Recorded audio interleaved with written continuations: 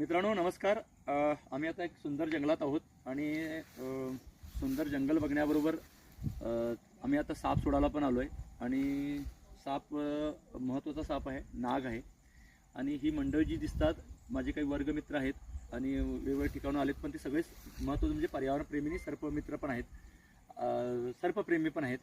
महत्त्वाचं म्हणजे आम्ही आता साप सोडतोय हे आपल्यालाही मेसेज जावा आणि त्याच भावनेतून कधी कधी भिणारे जे मित्र आहेत त्यांचा अनुभव त्यांनी पण शेअर करतील. त्यांनी पण आमचे अगोदरपासून व्हिडिओ बघतात, जे माझे मित्र असले, काही माझे गावकरी पण आहेत. आणि सोडल्यानंतर त्यांचे जे अनुभव आहेत शेवटी मी घेईनच. आणि सुष्मित आता त्या सापाला सोडेल, तो नाग आहे.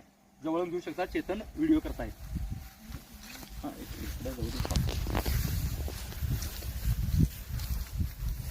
खरं तर ज्यांच्याकडे पकडलं त्यांची पण इच्छा होती की तो व्हिडिओ आम्हाला टाका म्हणून. आणि हा नाग त्यांच्या घरात आत येऊन बसला होता. कुठून आला हे कळलं पण नाही, लक्षात घ्या. आणि अतिशय सुंदर दिसणारा हा नाग साधारण 5 वर्ष वयाचा आहे. मग आम्ही इतक्या जवळ आहे, थोडंसं तो घाबरलाय. जास्त फणा काढल्यानंतर म्हणजे तो रागवलाय असं म्हणावं लागेल. आणि एवढ्या लोकांना तो पण घाबरत असतो. एवढ्या जवळ असताना तो चावण्यापेक्षा घाबरून थांबलाय. फणा काढणे म्हणजे भीतीचा सिग्नल आहे, लक्षात घ्या. काही वेळेला कित्येक वेळ ते थांबू शकतात, असं हे करत नाही ते त्याच्या स्वभावावरती अवलंबून आहे. ते थांबू पण शकतात, जाऊ पण शकतात. किती उशीर जरी थांबला तरी हा इकडेच थांबू शकतोय. आणि जेव्हा त्याला भीती कमी वाटते तेव्हा तो निघून जाईल.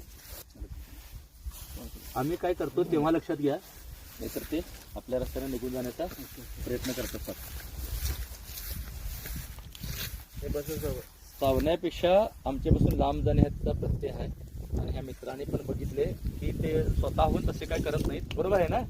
आमच्या एवढं जवळ आहे, त्याला चावायला का वेळ लागला नसता. आणि ती कुठली जण आता तो मिटिंग येणार नाही आहे, तो निघून गेला, लक्षात द्या आपल्यापासून. येणार नाही आहे. आता अमरीश पुरीच्या चित्रपटात ते येत असतात. धन्यवाद.